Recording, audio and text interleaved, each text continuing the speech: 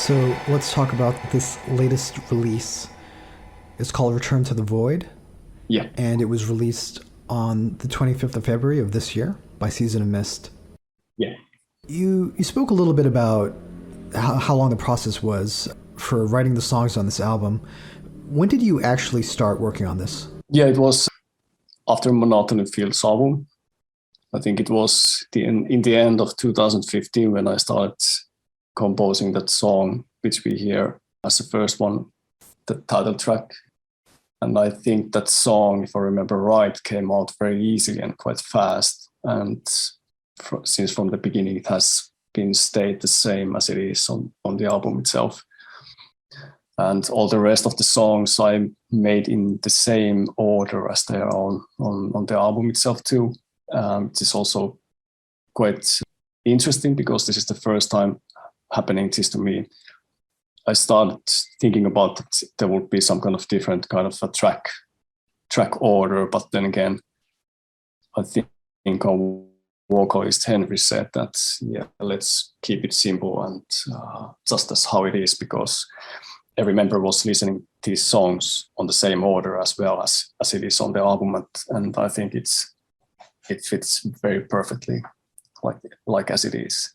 I think all the rest of the songs didn't came as easy as the first one, but then again, honestly, I just can't remember that well. That's how much time it took. But then again, I had all those songs quite ready when we started rehearsing those, and I think it took maybe, as I said earlier, also about 2 years. Did you go into this album with any specific intention? Did you want to do anything different with this album than you've done with previous albums?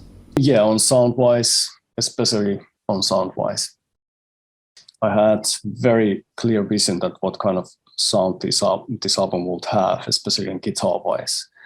It was the key word also when I started making these songs. It has to be sounding a bit more primitive than earlier music, and also at the same time, when sounding this primitive, we wanted to have this heaviness which belongs of course to our music as well.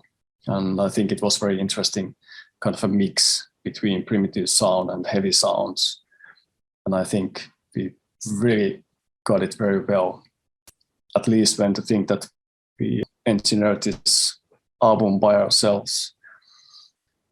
But yeah, I think also Henry, well, we spoke about with Henry about this lyrical theme also, that which kind of theme that would have. And honestly, I didn't had much to say about the lyrical theme after all to Henry. That's just my vision, that how I would see that. But then again, I'm very happy that Henry is that such a good lyrical maker and also delves into this kind of music very well and have his very good approach on vocal arranging as well. Do you want to say just briefly what the lyrical theme is? Well, Or just if there's an overarching theme to the album, or if it changes from song to song? I think the overall red line is completely throughout the album is about, I think Henry will be much more better in describing this, but about looking at your own life, for example, from a third person's view and seeking that kind of final solution out of this world. And I think that's the main red line on this album. If you had to compare Return to the Void to the previous Shape of Despair releases, what would you say the biggest difference is? I know you use the term primitive. Yeah. Well, there are some differences. Yeah, for example, that sound world-wise, but of course there's difference in composing wise. But then again, when we are speaking about same person who is making songs for this band is the same. There are different kind of for example, approaches in music also. When you're listening to our albums, I think that's the most clearest point when you see what's the difference are. But yeah, from composing wise, also there's a difference how I'm composing the songs, either using by guitar or keyboards. Then there's differences in lyrical themes. Also, of course, we have a couple of different vocalists being on our band also. There's a different sounds on, of course, singing voices as well. And of course, when we are speaking about time itself, to think about, we started from 94, and it's been a couple of years now. After that, of course, there's different kind of time differences in making music as well. Can you tell me a little bit of what the process was like for recording all the different instrumentation on this album? I think recording itself was quite ordinary as we compare, for example, to our previous ones. But I think that this time, as we were much more experienced on recording wise, we had everything ready and we knew almost exactly what we are driving ahead. And I think the most time-consuming part must have been searching that perfect guitar tones. That takes a lot of time to try out some different kind of amps. And of course, speaking about melody sounds itself, it's not that easy to find just right away that perfect tone. Those need some experimental times, and I think that was the biggest and hardest factor in making that album. We recorded this album in various different places. For example, our drummer Samu recorded drums at his own place, and guitars were done in D studio, which is also a studio where Colosseum, another doom metal band, has recorded some stuff. Also Beherit, and also we recorded part of the vocals at the same studio. Also, bass was recorded in our rehearsal place, actually. But yeah, there was different places, and most of the biggest thing was, of course, when we entered this album by ourselves, and it really gave us much more freer hands than before. Did your drummer Samu handle most of the engineering in terms of the recording process? Yeah, he did. He knew exactly what he's gonna do, and honestly, I didn't have second word to it.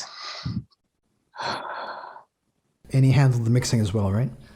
Yeah, he did. And most of it, we had some couple of gatherings around the mixing schedules, and I think that this guy just made so damn good job on this one.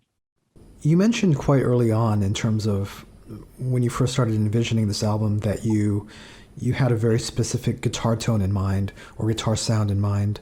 Yeah. What was that sound? If you could describe that sound in terms of emotion, what was the sound that you were looking for? What was it that you were trying to convey? Well, in the start, when I started making these songs, it was just over the top gain. I don't know why, but I just started making almost as shitty sound as possible with using by maybe too much gain on it. And I think that was the main driving thing on guitar sounds from that start.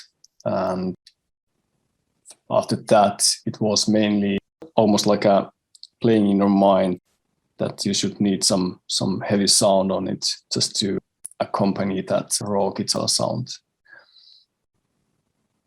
But yeah, I think it ended very well. And in terms of the finished product, if you could describe the emotions of the album, what does the album express beyond the themes, beyond the lyrics?